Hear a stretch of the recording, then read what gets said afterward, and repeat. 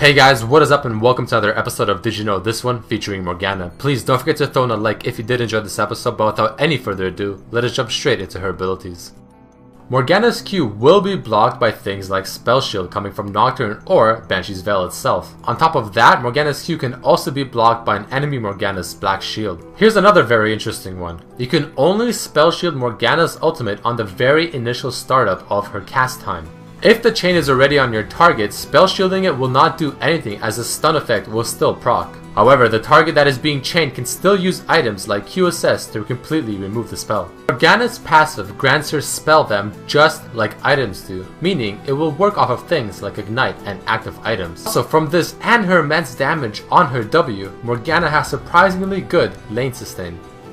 Tormented Soil starts its damage the very second that it is placed down, rather than waiting 1 second to buffer and then start the damage. Did you know that Black Shield will always have the highest priority when reducing magic damage over things like Hex Drinker or Lulu's Shield or even Janna's Shield? Even though the max damage on Tormented Soul is huge, sitting at 600 base damage plus a bonus of 165% of your AP, it can be hard to keep someone in it for the full duration without CC, which is why it's common to land your Q first and then use your W.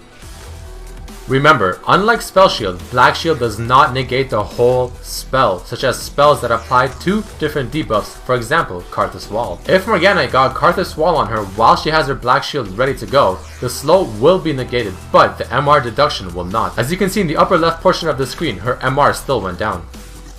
Did you know that Black Shield has no cast time? This means that she can be using it while moving around, which can be very useful to cast it in those very tight, close situations. If a spell has enough AP to break the shield in one go, and it also has CC on top of it, so Morgana's Snare or Lux's Q, the CC will still be negated even though the spell broke the shield. A neat thing to look out for when playing Morgana is that her ulti, Soul Shackles, can still become active when an invisible target comes near you, and on top of that, you can still cast it. However, this will not reveal the targets. Here's a pretty interesting one. Morgana's ultimate will still persist even if she dies and comes back from something like a G8 or a Zillion ulti. This can be very important to remember in your next Morgana game, especially in a big team fight. Morgana's Dark Binding can also be very useful to check bushes. You can throw it in the bush, and if you see it stop and not continue to its full duration, someone is probably in there. Morgana's ultimate is not a channel-like spell. This means that you can use it, pop Hourglass while it is still chaining the enemies, and it will still persist and stun them. Granted, of course, that they don't run out of the range. Did you know that the projectile speed of Morgana's Q is 1200, making it a very average speed? Alright guys, let us jump into some really cool facts and lore about Morgana. Did you know that Morgana gets her name from Morgan Le Fay, who is also known as Morgana from King Arthur legend? She was a sorceress. Further backing this up, in development, Morgana was actually named Morgana Le at first, then Morgana Hex, and then just Morgana. Apparently, her story and Kale's story resemble the story of Lucifer and Michael from John Milton's Paradise Lost. This is because Morgana is considered evil and Kale is considered good, and also because the two are sisters. Speaking of which, Morgana hates her sister Kale and wants to kill her before Morgana goes back to her own world. This is a pretty good time to dive into Morgana's lore, which states that she fought against Kale's side of winged beings with immortality who fight to perfect order and justice, and Morgana fought against it, looking at those people as a tyranny of her kind, which is why she is now considered a fallen. Morgana was once among these beings since she too has wings. She ended up getting forbidden might in order to become proficient at the black arts with only one goal in mind: to defeat the general of the opposition's army, Kale, her sister. Kale destroyed any connections she had with Morgana after Morgana refused to join her cause. Morgana then became strong enough to rival Kale, and as the two were about to have their final showdown, Morgana was suddenly summoned to Valorant. There she made a deal with the League's summoners to fight in exchange for more power. Now that Kale is also in the league, Morgana fights willingly just to be able to kill Kale over and over again until she has no more bonds holding her from the Institute of War, to which she can finally destroy Kale once and for all and then return home a hero. Apparently, Morgana and Kale were the first champions to be revealed to have relations as relatives.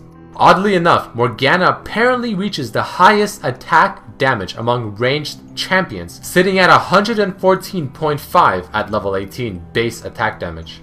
However, on the contrary, her auto attack range is among the shortest at 425. Exiled Morgana refers to her appearance just after she was branded as a fallen. Apparently this skin was made by Riot based on a creation by a summoner named Powage. Sinful Morgana is based on a bakery she owned in Noxus. However, now her bakery is shut down and she only operates a food cart. Blade Mistress Morgana may reference to Kerrigan from StarCraft. Blackthorn Morgana may reference to who she was originally based off of, Morgan Le Fay from King Arthur. Here's a pretty interesting one. Ghost Bride Morgana references to La Llorona, which is a myth in North and South America that is about a woman who drowns her children to be with the man she loved, yet the man would not have her, and thus she drowned herself too. However, she was not taken into the afterlife until she had found her children, hence she was stuck between the two worlds, wandering lost, looking for her offsprings. Alright guys, that unfortunately does mark the end of this episode of Did You Know featuring Morgana. Please do not forget to throw in a like if you did enjoy this episode, and to also write down in the comments below who you would like to see next. I would also very much appreciate it if you guys were able to follow me on my social medias, my Facebook and my Twitter pages. The description down below does contain the links. But as always, hope you guys enjoyed this episode, and I also hope to see you next time. Peace.